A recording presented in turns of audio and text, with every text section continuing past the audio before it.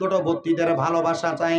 এবার সাহাবায়ে কেরাম বলে ইয়া রাসূলুল্লাহ, ইয়া হাবিবাল্লাহ, নবী গো, ও মায়ার নবী, আপনার কাছে জানতে চাই আপনার নিকটবর্তী কারা? আমার নবী ডাক দিয়ে বলেন, আমার নিকটবর্তী হলো আমার আহলে বায়াত। ইয়া রাসূলুল্লাহ, আপনার আহলে বায়াত কারা? তাদের পরিচয়টা জানতে চাই। যেহেতু কারবালার বায়াত, কারবালা এমনি এমনি হয় নাই। নবীর আহলে বায়াতের সদস্য ইমাম হুসাইন রাদিয়াল্লাহু তাআলা আনহুর শাহাদাতের বিনিময়ে ওই কারবালার ময়দান প্রতিষ্ঠিত হয়েছে। এবার আপনারা মনোযোগের সাথে শুনবেন, কারবালার বয়ানের মধ্যে কেমন সুন্দর একটা ঘটনা রয়েছে। আল্লাহর নবী রাহমাতুল লিল আলামিন নবীজি একদিন শীতের সকালবেলা নবীজি মসজিদে নববীর মধ্য থেকে বের হইলেন। আর বের হয়ে আমার নবীজি শীতের সকালবেলা কালো রঙের একটা পশমি চাদর আমার নবীজির শরীর মোবারকে মোড়ানো। আমার নবীজি ওই চাদর মোবারকটা শরীরের মধ্যে লাগাইয়া নবী আমার মা ফাতেমাতুজ জহরার ঘর মোবারকের সামনে দিয়ে চলে যাচ্ছেন। এমন টাইমে আমার নবীজি মা ফাতেমার ঘরের সামনে দিয়ে যখন যায়, আপনারা বলেন মেয়ের বাড়ির সামনে দিয়ে বাবা যখন যায়, মেয়েটাকে দেখার জন্য বাবার মন টান চান করে কি করে না? আমার নূরের নবীজি রাহমাতুল লিল আলামিন নবীজি মা ফাতেমার ঘর মোবারকের সামনে দিয়ে যখন যায়, আমার নবীজি মা ফাতেমার কলিজার টুকরা দুইটা সন্তান হযরত ইমাম হাসান আর হযরত ইমাম হুসাইন রাদিয়াল্লাহু তাআলা আনহুর একটু মায়া লাইগা গেল। আমার নবীজি তাদেরকে দেখার জন্য তাদের হুজরা মোবারকে ঢুকেছে। এ যুবক ভাইরা, এ মুরব্বী বাবাজিরা, পর্দার অন্তরালের মা বোনেরা, ওই হাসান হুসাইনের পরিচয়টা যদি তোমাদেরকে দিতে চাই, আজকে তোমরা তো কষ্ট করে জান্নাতের বাগান মাহফিল শুনতেছ। এই জান্নাতের বাগান মাহফিল শোনার কারণে যুবকরা তোমরা একটা বিশ্বাস অন্তরে রাখবা, আমার আল্লাহ তোমাদেরকে জান্নাত প্রদান করবে। কিন্তু তুমি যদি কালাইনের বৈরবপুর থেকে তুমি যদি শিলচর যাইতে হয়, একা একা যাও না, তোমার সঙ্গে একজন বন্ধু বানায় তারে তোমার সাথী বানায় নাও। এবার তোমার মনে প্রশ্ন থাকতে পারে, হুজুর আমি তো জান্নাতের মধ্যে যাইতে চাই, আমরা ভারতের কালাইনের মুসলমানেরা আমরা সবাই তো জান্নাতে যাইতে চাই, কিন্তু আমরা জান্নাতের মধ্যে কার সঙ্গে থাকব? আমার মুমিন মুসলমানের দলেরা, আল্লাহর হাবিব সাল্লাল্লাহু আলাইহি সাল্লাম নবী আমার ঘোষণা করতেছে, আল হাসানু ওয়াল হুসাইনু সাইয়্যিদা শাবাবি আহলিল জান্নাহ। আমার নবী বলতেছে হাসান হুসাইন হইল জান্নাতের যুবকদের সরদার। এই যুবকেরা তোমরা যদি আজকের মাহফিলে তোমরা শেষ পর্যন্ত ইমাম হাসান হুসাইনের মহব্বতে বসতে পারো, তাহলে ইন্তেকাল করার পরে তোমরা জান্নাতে যার সঙ্গে থাকবা তিনি হইল ইমাম হাসান হুসাইন। জোরে বলেন সুবহানাল্লাহ। মা ফাতেমার নয়নে মনি হযরত আলীর জান, মা ফাতেমার নয়নে মনি হযরত আলীর জান, ইমাম হোসেন শহীদ হলো কারবালার ময়দান, ইমাম হোসেন শহীদ হলো কারবালার ময়দান। দয়ালে নবীর জবানে কারবালার বয়ানে, দয়ালে নবীর কারবালার বয়ানে আওলাদে রাসূল শহীদ হবে হাদিসে প্রমাণ, ইমাম হোসেন শহীদ হলো কারবালার ময়দানে, ইমাম হোসেন শহীদ হলো। ঈদের দিনে নতুন পোশাক পরল সকলে, হাসান হোসেন কান্দে নানা পোশাক দাও বলে। ঈদের দিনে নতুন পোশাক পরল সকলে, হাসান হোসেন কান্দে নানা পোশাক দাও বলে।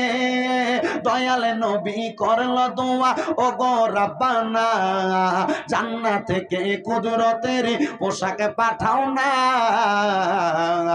লাল সবুজের সেই পোশাকে কারবালার ঈশান, লাল সবুজের সেই পোশাকে কারবালার ঈশান, ইমাম হোসেন শহীদ হলো কারবালার ময়দান, ইমাম হোসেন শহীদ হলো কারবালার ময়দান। তাহলে যুবকেরা বলো, আমরা সবাই ইন্তেকালের পরে ইমাম হাসান হুসাইনের সদারতে জান্নাতে থাকতে চাই কি চাই না?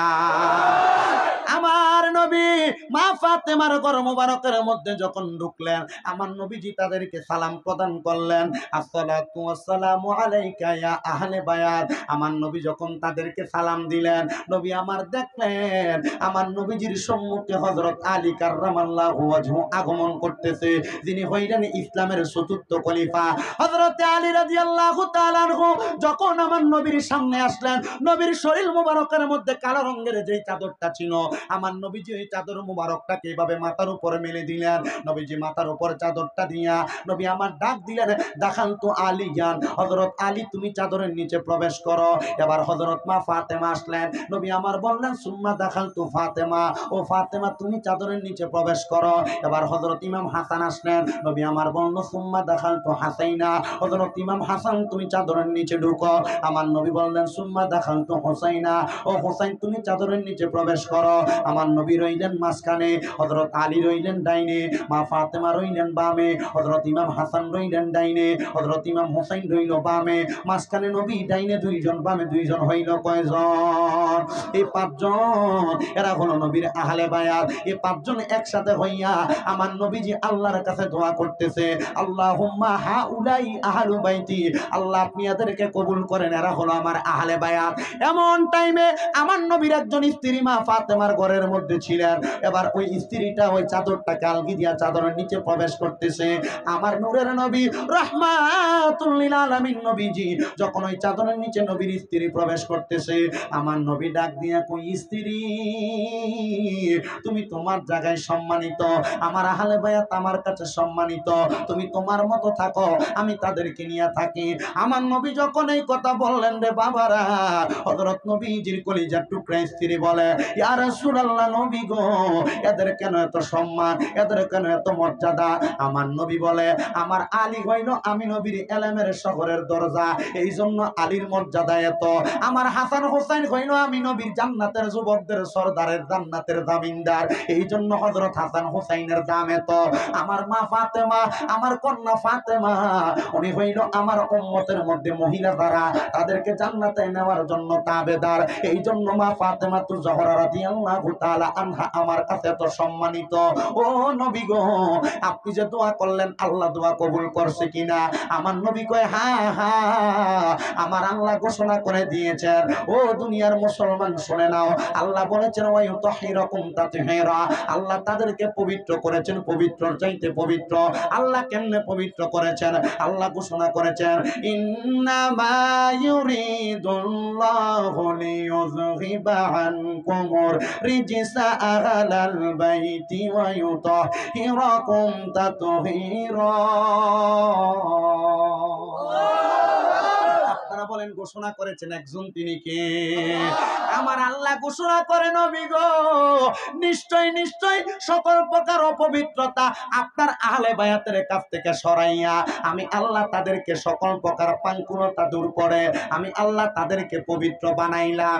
এবার একজন আশেক বলতেছেন, ও মনোবাই পাকেতে পাঞ্জাতন নিরাকারে নিরঞ্জন, এক বস্তুতে দুই রকম বুঝায়, শরীয়তের সতেক নাম তরিকতের নাই মুকাম, হাকিকত বুঝিলে মারফত পাই রে মনে পাগলা মনোরায়, ও তুই ডুব দিলি না পাকে দরিয়ায়। এবার অনেকের মনে প্রশ্ন, হুজুর পাক পাঞ্জাতন মানে কি? এবার শোনো মুসলমান, পাক শব্দের অর্থ হলো পাঁচ, পাক শব্দের অর্থ হলো পবিত্র, পাঞ্জা শব্দের অর্থ হলো পাঁচ, তন শব্দের অর্থ হলো দেহ, পাক পাঞ্জাতন শব্দের অর্থ হলো পবিত্র পাঁচটা দেহ। নবী চাদরের নিচে পবিত্র পাঁচটা দেহ ছিল। আমার নবী হযরত আলিমা ফাতেমা ইমাম হাসান আর ইমাম হোসেন এদেরকে আমার নবী পবিত্র পাক পাঞ্জাতন ঘোষণা করেছে। এবার শুনো রে, কেন কারবালার বয়ানটা দিলা? অন্তরের মধ্যে তো নবীর প্রেমের জয় গানটা লাগাইয়া দিলা। ও মুসলমানের দলেরা, কালাইনের বৈরবপুরের বাবাজিরা, এই জান্নাতের বাগানে বৈশা যদি তোমরা কারবালার মোহাব্বত অন্তরে নাও, আহলে বায়াতের ভালোবাসা অন্তরে প্রকাশ করো, একটা কথা বলতে পারবো, আমার নবী বলেছেন আমার আহলে বায়াত হইল নূহ আলাইহিস সালাতু ওয়াস সালামের কিস্তির মতো, নূহ নবীর নৌকার মতো। যারা নূহ নবীর নৌকাতে উঠছে তারা বাইচা গেছে, আমার আহলে বায়াতকে যারা ভালোবাসবে তারাও বেঁচে যাবে। এবার আমার নবী রহমাতুল লিল আলামিন নবীজি মা ফাতেমার ঘর মোবারক থেকে যখন বাইরে হইলেন, সাথে নবীর কলিজার টুকরা দুইজন নাতি হাসান হোসেনকে নিয়ে গেলেন। আমার নবী যখন হাসান হোসেনকে নিয়ে মসজিদে নববীর মধ্যে প্রবেশ করলেন, এবার আমার নবীজি হযরত ইমাম হাসান হাসান রাদিয়াল্লাহু তাআলা আনহুরে নবীজির ডান রান মোবারকের উপরে বসাইলেন, ইমাম হুসাইনকে নবীজির বাম রান মোবারকের উপরে বসাইলেন। দুইজনকে একসাথে বসাইয়া আমার নবীজি এই দুইজনের একজনের গলা মোবারকের মধ্যে চুম্বন করতেছে, আরেকজনের ঠোঁট মোবারকের মধ্যে চুম্বন করতেছে। এবার মা ফাতেমা রাদিয়াল্লাহু তাআলা আনহা যখন মসজিদে নববীর সামনে দিয়া যায়, উনি তাকে দেখতেছে নবীজি ইমাম হাসানের ঠোঁটের মধ্যে চুমা দিতেছে আর ইমাম হুসাইনের গলা মোবারকে চুম্বন করতেছে, আর নবীজির চোখ মোবারক গুলা বায়া বায়া পানি পড়তাছে। আমার নবীজির কন্যা জগতের মা ফাতেমা আইসা ডাক দিয়া কই ইয়া রাসূলুল্লাহ, নবী গো, ও মায়ার নবী গো, আপনার চোখ মুবারকে তো এমনে এমনে পানি আসে না, কেন কান্দেন, কেন কান্দেন নবী গো? আমার নবী ডাক দিয়া কয় ফাতেমা, আমি নবী তো এমনে এমনে কান্দি না। নবী কেন কান্না করেন? আমার নবী ডাক দিয়া কয় ফাতেমা, আমার আল্লাহ কিছুক্ষণ আগে হযরত জিবরাইল দিয়া খবর পাঠাইছে আমার ইমাম হাসান রাদিয়াল্লাহু তাআলা আনহুরে এই কারবালার ময়দানে কুফাবাসীর মধ্যে আমার উম্মত দাবি করবে এমন কিছু উম্মতেরা যাদের মাথার মধ্যে পাগড়ি থাকবে, শরীরের মধ্যে জুব্বা থাকবে, মুখের মধ্যে দাড়ি থাকবে, আবার আমি নবীর উম্মত দাবি করবে, কিন্তু এরা আমার বংশ ইমাম হাসান রে বিষপান করে মারব। নবী গো, ও নবী গো, মাথায় পাগড়ি টুপি থাকবো, দাড়ি থাকবো, পাঞ্জাবি থাকবো, আবার আপনার উম্মতের মধ্যে এরা উম্মত দাবি করব। ও নবী আপনার নাতিরে মারব, নবী আপনার নাতিরে নাকি আপনার উম্মতের জান্নাতের জামিনদার, তাহলে আপনার উম্মতের জামিনদারওয়ালা ওই হাসান রে কেন মারব? আমার নবী কয় একমাত্র মসনদের লোভে তারা আমার নাতির গলা মুবারকের মধ্যে ছুরি চালাইব, মসনদের লোভে তারা আমার নাতিরে মুখের মধ্যে বিষপান করাইব। ঠিকই আমার নবীজি চোখ মুবারকের পানিগুলা ছাইরা কান্দে আর ডাক দিয়া কয়, এ ফাতেমা, শুধু তারে বিষপান করাইব না, আমি কেন ইমাম হুসাইনের গলার মধ্যে চুমা দেই জানোনি? ইয়া রাসূলুল্লাহ, কেন চুমা দেন? আমার নবী কয় ফাতেমা শুনে না, আমার হুসাইন রে কারবালার ময়দানের মধ্যে বিয়াকলের দলেরা, ওই বেঈমানের দলেরা আমার নাতির 1200 মতান্তরে 1250 চিঠি দিয়া কারবালায় নিয়ে যাইব, আমার নাতির গলা মুবারকের মধ্যে তারা ছুরি চালাইব, আমি দয়াল নবীজি সহ্য করতে পারবো না। নবী গো, এই জন্য নিয়ে আপনি তার গলা মুবারকের মধ্যে চুম্বন করতেছেন। আমার নবী কয়, হ্যাঁ রে ফাতেমা, আমি এই জন্য গলা মুবারকের মধ্যে চুম্বন করি। ও মায়ার নবী গো, নবী গো, নবী গো, আপনি আমার আল্লাহর কাছে একবার দোয়া করেন না, আমার আল্লাহ যেন এই দোয়াটা কবুল করে নেয়, আমার হুসাইনদের যেন কারবালার ময়দানে তারা কতল না করে দেয়। আমার নবী কয় ফাতেমা রে, ও ফাতেমা, আমি কেমনে দোয়া করতাম রে? আমার আল্লাহ তো বলছে আমার হুসাইন কারবালার ময়দানে যত ফোঁটা রক্ত মুবারক তার গলার মধ্যে তরবারি চালাইলে পড়ব, ওই প্রত্যেক ফোঁটা রক্ত মুবারকের বিনিময়ে আমার আল্লাহ আমি নবীর গুনাহগার উম্মতদেরকে জান্নাতি বানাইয়া দিব।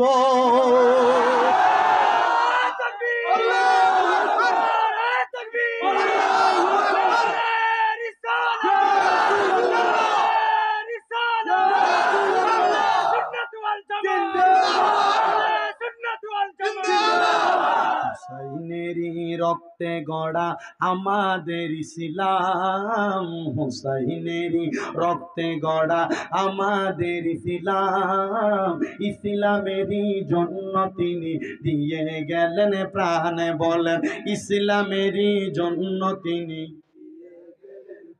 ইসলাম জিন্দা होता है हर কারবালা কি বাত, ইসলাম তো পরিপূর্ণ জিন্দা হয়েছে কারবালার পরে, কারণ কারবালার ময়দানে ইয়াজিদও নামাজ পড়ছে, ইমাম হুসাইনও নামাজ পড়ছে।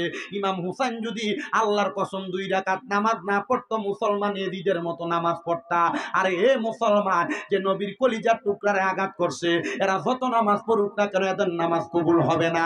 এজন্য মুহাব্বতের আওয়াজে পড়ো, হুসাইনেরই রক্তে গড়া আমাদের ইসলাম, হুসাইনেরই রক্তে গড়া আমাদের ইসলাম, ইসলামেরই জন্য তিনি দিয়ে গেলেন প্রাণ, বলেন ইসলামেরই দিয়ে গেলেন প্রাণ।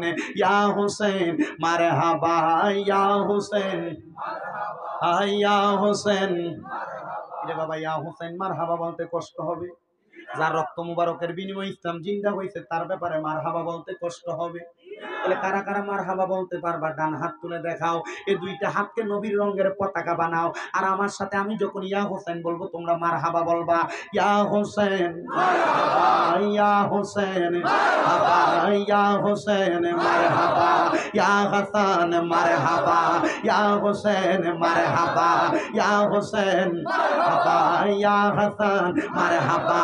হুসাইনের রক্তে গড়া আমাদের ইসলাম, হুসাইনের রক্তে গড়া আমাদের ইসলাম, ইসলামেরই জন্য তিনি দিয়ে গেলেন প্রাণ। বলেন ইসলামেরই জন্য তিনি দিয়ে গেলেন প্রাণ। এজিদি দলে নামাজে পড়ে কারবালার ময়দান, এজিদি দলে নামাজে পড়ে কারবালার ময়দান। হোসেনের নামাজে পড়ে নবী ক্ষমা পেয়ে যায়, হোসেনের নামাজ পড়ে উম্মত ক্ষমা পেয়ে যায়। বলো হুসাইনেরই রক্তে গড়া আমাদের ইসলাম, হুসাইনেরই রক্তে গড়া আমাদের ইসলাম, ইসলামেরই জন্য তিনি দিয়ে গেলেন প্রাণ। আল্লাহুম্মা পানি না পানি পানি মুহাম্মদ ওয়া আলা আলি সাইয়্যিদ। মুহরমের 10 তারিখে কি গোটাইলে রাব্বানা, কলিজা ফাটিয়া যায় গো শুনলে তাহার বর্ণনা। আল্লাহুম্মা সাল্লি ওরে পানি কই মুহাম্মদ ওয়া আলা আলি সাইয়্যিদিনা। আমার নবী ডাক দিয়া কয় ফাতেমা রে, ও ফাতেমা শোনো শোনো শোনো রে, আমার হুসাইন কারবালার ময়দানে যত ফোঁটা রক্ত মুবারক মাটির মধ্যে পড়বে, আমি দয়াল নবী রহমাতুল লিল আলামিন নবী আল্লাহর কাছে জিজ্ঞাসা করলাম, আমার আল্লাহ বলছে রে ফাতেমা, আমার হুসাইনের প্রত্যেকটা ফোঁটা রক্তের বিনিময়, আমার নাতির হুসাইনের রক্তের বিনিময় আমার লক্ষ লক্ষ কোটি কোটি গুনাহগার উম্মতরে জান্নাত দিব। আমার নবী এই দোয়া কইরা দিয়া গেছে রে বাবারা। এবার কেমনে ইমাম হাসান শাহাদাত হইল শুইনা নাও। ইমাম হাসান রে একবার না, ইমাম হাসান রে দুইবার না, ইমাম হাসান রে 6 থেকে 7 বার বিষ পান করাইছে, কিন্তু ইমাম হাসানের একবারও বিষ পান করানোর পরে তারা মারতে পারে নাই।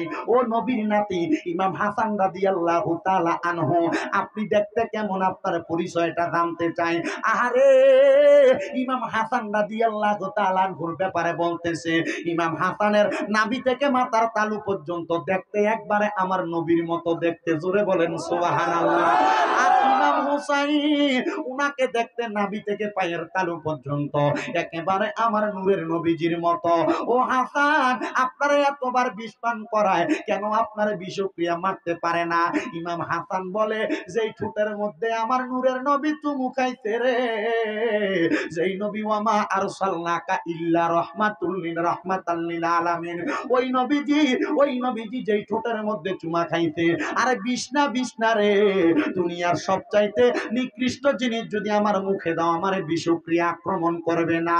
ইমাম হাসান রে এতবার বিষ পান করানোর পরে যখন ইমাম হাসানের বিষ পান করানোর কারণে মারা যায় না, এবার সর্বশেষ ইমাম হাসান রাদিয়াল্লাহু তাআলা আনহুর বিষের মধ্যে সাদা রঙের নুরি পাথর তারা বাইটা ইমাম হাসানের বিষের মধ্যে দিয়া দিছে।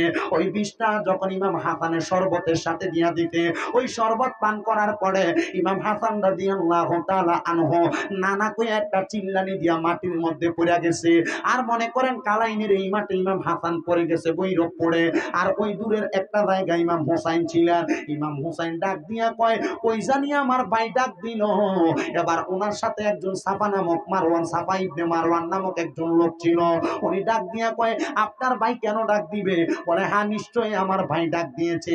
বলে, আপনি বুঝলেন কেমনে? কয়, দুনিয়ার সন্তানেরা ব্যথা পাইলে মাগো কইয়া চিল্লানি দেয়, দুনিয়ার মানুষ ব্যথা পাইলে আল্লাহ গো কইয়া ডাক দেয়, কিন্তু আমাররা দুই ভাই এমন নানার পাগল, আমরা যখন ব্যথা পাই আমরা আমার নানারে স্মরণ করি। কারণ ওই নানা হইল আখিরি জামানার পয়গাম্বর নবী মুহাম্মদ মুস্তাফা আহমদ মুস্তাফা সাল্লাল্লাহু আলাইহি ওয়াসাল্লাম, ওই নবীজি। এই জন্য আমরা বারে বারে ওই নবীরে নানা কইয়া ডাক দিই। এবার ইমাম হুসাইন যখন ওই ইমাম হাসানের সামনে গেছে গো, ইমাম হাসানের সামনে যাওয়ার পরে লক্ষ্য করে দেখতেছি ইমাম হাসান একবারে মরুভূমির বাড়ির মধ্যে ঘোরাঘুরি করতেছে। হযরত ইমাম হোসাইন ডাক দিয়া কয়, ও ভাই আপনি কেন ঘোরাঘুরি করেন? বলে, বিষক্রিয়া আমার এখন পর্যন্ত কষ্ট দিতেছে। ও ভাই আপনারে কে বিষ পান করাইলে একটা বার কি বলবেন নি? বলে, আমার দুনিয়ার যে বিষ পান করা কেন বলতাম? বলে, এখনই তার গর্দান আমি আলাদা করে দিব। ইমাম হাসান ডাক দিয়া কয়, ভাই জানো আপনি যদি এখন তাদের গর্দান আলাদা করে দেন, গুনাহগার উম্মতেরা দুনিয়াতে থাকবে, এদের ঈমানটা পরীক্ষা করার জন্য দুনিয়াতে কে আর থাকবে? তাদের ঈমান পরীক্ষা করবে কিভাবে? এই জন্য তাদেরকে এখন আপনি মাইরেন না। ইমাম হোসেন রাদিয়াল্লাহু তাআলা বারবার তাদের পরিচয়টা জানতে চায়। একজন কবি এটাকে সুরে সুরে সুন্দর করে লিখতেছে, আরে ও ভাই কহে একবার শুনি, আর কে তোমারে খাওয়াইল জহর নবীজির পরানি রে, বাইরে আমার সোনার চন্দ্রমুনি, আকাশ কান্দে বাতাস কান্দে, কান্দে দরিয়ার পানি, ওরে দুই পুত্র হারাইয়া কান্দে জান্নাতে ফাতেমা জননী রে, বাইরে আমার সোনার চন্দ্রমণি। ও ভাই কহে একবার শুনি, আরে কে তোমারে খাওয়াইল জহর নবীজির পরানি রে, বাইরে আমার সোনার চন্দ্রমণি। আল্লাহ বলে, ও জিবরাইল জিবরাইল যাও না রে চলিয়া,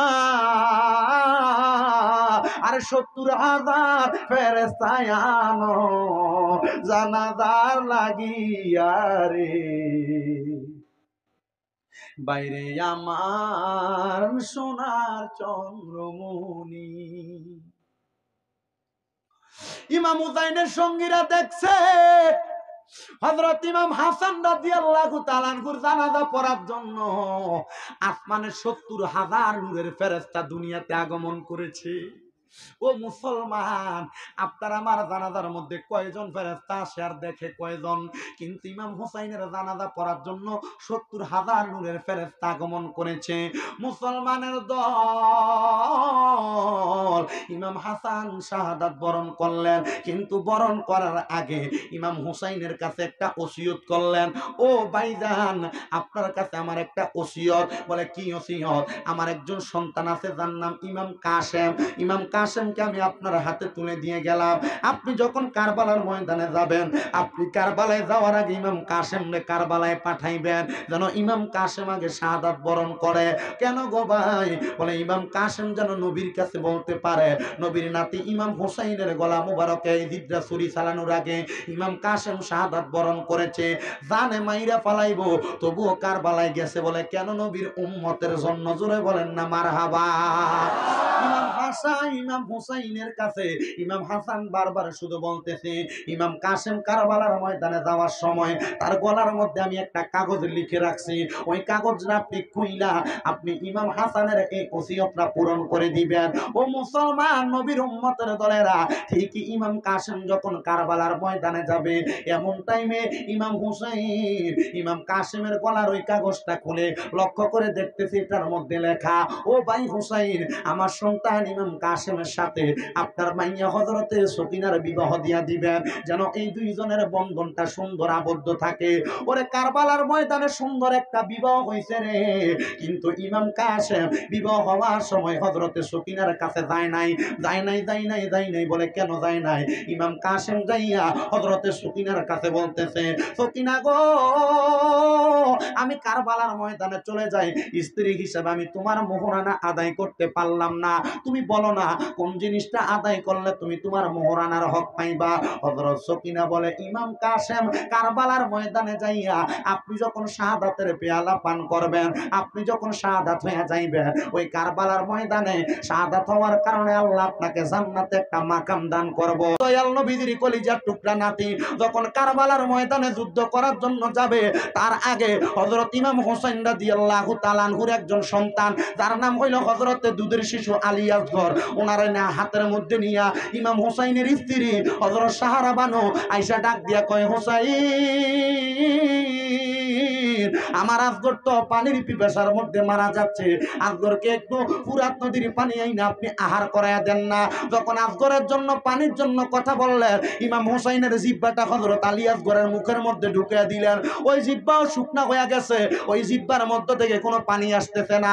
এবার হযরত ইমাম আলী আসগরকে নিয়ে যখন ফুরাত নদীর পারে গেলেন, ওই আজিদের দলেরা হযরত আলী আসগরের বুকের মধ্যে তীর মেরে দিছে, হযরত আলী আসগর দুনিয়া থেকে জান্নাতের পানি পান করে চলে গেছে। ইমাম হুসাইন কারবালার ময়দানের আগে বৃহস্পতিবার দিবাগত রাত্রবেলা হযরতে সাহারা বানু নিজের স্ত্রী, ওই স্ত্রীর বুকের মধ্যে হযরত স্ত্রীর ইমাম হুসাইনের স্ত্রীর ডান্ডানের মধ্যে মাথাটা রেখে উনি যখন ঘুমাইলেন, কোরআন তেলাওয়াত করতেছে, ডাক দিয়া কয়, সাহারা বানু, ও সাহারা বানু, আমি হঠাৎ করে কোরআন তেলাওয়াত করতে করতে যখন ঘুমায়া গেলাম, আমি ঘুমের ঘরে স্বপ্নে দেখলাম রে, আমারে কে জানি আইসা ডাকতেছে, হুসাইন তাড়াতাড়ি তুমি কারবালার ময়দান থেকে জান্নাতের দিকে আগমন করো। হযরত হুসাইন জিজ্ঞাসা করলেন, কে তিনি, কে তিনি? আমি দেখলাম জান্নাতের মধ্যে একসাথে বসে আছে, একদিকে আমার নবী, আরেকদিকে আমার মা ফাতেমা, আরেকদিকে হযরত মাওলা আলী, আরেকদিকে হযরত ইমাম হাসান আমার ভাইজান, ওনারা তিনজন চারজন একসাথে বসে আছে, তাদের সামনে জান্নাতি খাবারগুলা নিয়ে তারা যখন বসে রইলেন, আমি জিজ্ঞাসা করলাম, হে মা, হে নানা, হে আব্বাজান, হে ভাইজান, আপনারা কেন জান্নাতের খাবারগুলা খান না? তারা বলছে, এই খাবারের মালিক হইল পাঁচজন, আমরা চারজন তো খাবার খাইতে পারবো না। হুসাইন তাড়াতাড়ি আসো, তাড়াতাড়ি জান্নাতের মধ্যে আসো, আমরা একসাথে একই দস্তরখানায় খাবারগুলা খাবো।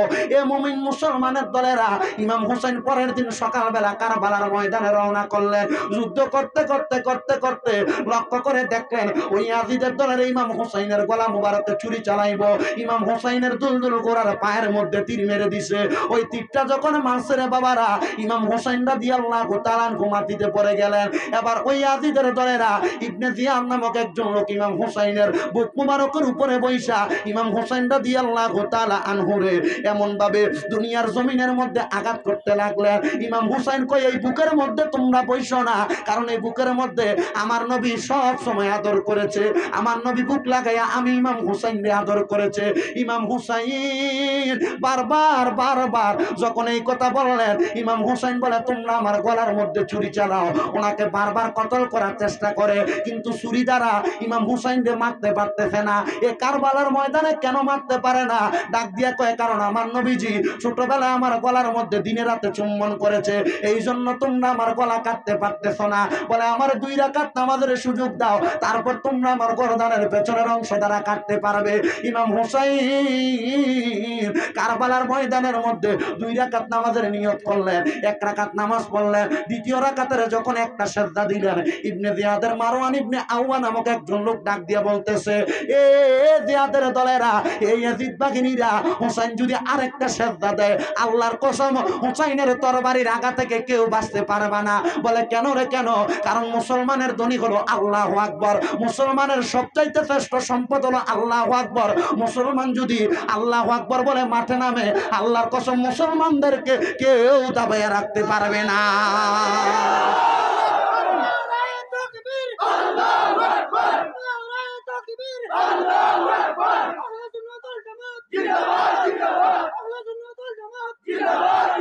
মুসলমানের দল কিন্তু অনস্বীকার্যভাবে ইসলামের জন্য ছাড়া অন্য কোনো বিষয়ে কারোর সাথে মারামারি করা যাবে না, দ্বন্দ্ব করা যাবে না। কোনো হিন্দু বলেন, সনাতন ধর্মাবলম্বী বলেন, এদের সাথে কখনো ঝগড়া করবেন না। আমার নবী বলেছেন, তোমরা তোমাদের ধর্ম নিয়ে থাকবে, যার যার ধর্ম তার কাছে বড় মর্যাদাবান। এদের ধর্মকে তোমরা ঘৃণা করবে না, তবে তোমরা তোমাদের ধর্মটাকে ভালোভাবে পালন করবা। এদের সাথে কোনোদিন কোনো দ্বন্দ্বের মধ্যে যাবে না। তবে মুসলমান, একটা কথা মনে রাখবা, ইসলাম ধর্মের উপর আঘাত আসলে কোনো মুসলমান কোনোদিন ঘরে বসে থাকবে না। হুসাইন ডাক দিয়ে বলতেছে, আমি যখন নামাজ পড়লাম রে, নামাজ পড়ার পরবর্তী সময়ে তারা আমারে পরিপূর্ণ নামাজ পড়তে দেয় নাই। ইমাম হুসাইন রাদিয়াল্লাহু তাআলা আনহুর 3টা সাজদা দিয়েছে, একটা সাজদা বাকি ছিল। ইমাম হুসাইনের গর্দানের মধ্যে তাড়াতাড়ি ছুরি চালাইয়া দিছে। আর শুধু ছুরি চালায় নাই, ছুরি চালাইয়া গর্দান আলাদা পড়ে আছে, দেহটা আলাদা পড়ে আছে। মতান্তরে ইমাম হুসাইনের বুক মুবারকের মধ্যে তীর মারতে মারতে মারতে মারতে বুকটারে ঝাঁঝরা করে ফেলেছে। শুনো রে, মা ফাতেমা দুনিয়াতে থাকা অবস্থায় আমার নবী এই কল্লা কাটার ঘটনা যখন বললেন, আমার নবীজিরে মা ফাতেমা ডাক দিয়া কয়, নবী গো, দুনিয়া থেকে যাওয়ার আগে মাত্র 2 রাকাত নামাজ আদায় করবে হুসাইন, পরিপূর্ণ পড়তে দিবে না। আপনি আমার আল্লাহরে বলেন না আমার হুসাইন যেন বাকি একটা সাজদা দেওয়ার পরে তার কল্লাটা আলাদা করে। আমার নবী ডাক দিয়া কয়, হে ফাতেমা শোনো রে, আমার হুসাইনে 3টা সাজদা দিব দুনিয়ায়, আরেকটা সাজদা দিব জান্নাতের মধ্যে। নবী গো, নবী গো, নবী গো, আরেকটা সাজদা জান্নাতে কেন দিব? আমার নবী ডাক দিয়া কয়, ফাতেমা রে, আমার হুসাইন যখন জান্নাতের মধ্যে আরেকটা সাজদা দিব, আল্লাহর কুদরতি কদমে দিব, আল্লাহর কুদরতি কদমে সাজদা দিয়া আমার হুসাইন মাথা উঠাইবে না, মাথা উঠাইবে না। নবী গো, কেন কেন কেন গো? আমার নবী ডাক দিয়া কয়, আমার হুসাইন ওই জায়গার মধ্যে থাইকা যতক্ষণ পর্যন্ত আমার গুনাহগার লক্ষ লক্ষ কোটি কোটি উম্মতরে আল্লাহ জান্নাত না দিব, আমার হুসাইন জান্নাতের মধ্যে মাথা উঠাইবে না। মুসলমান, যেই হুসাইন আপনার জন্য আমার জন্য ওনার সাজদা দিবে, মাথা উঠাইবে না, যেই হুসাইন ওনার নিজের জীবন দিয়া দিল, আপনারা বলেন ওই হুসাইনের ভালোবাসা, ওই হুসাইনের মোহাব্বত আমরা সবার অন্তরে আছে না নাই? কার কার অন্তরে আছে? ডান হাত তুলে একবার বলেন ইয়া হুসাইন, আরেকবার বলেন ইয়া হুসাইন, আরেকবার বলেন ইয়া হুসাইন। ও মুসলমান, ইমাম হুসাইন কারবালার ময়দানে নামাজ পড়ছে 2 রাকাত। এই দুনিয়ার জমিনে এই ভৈরবপুর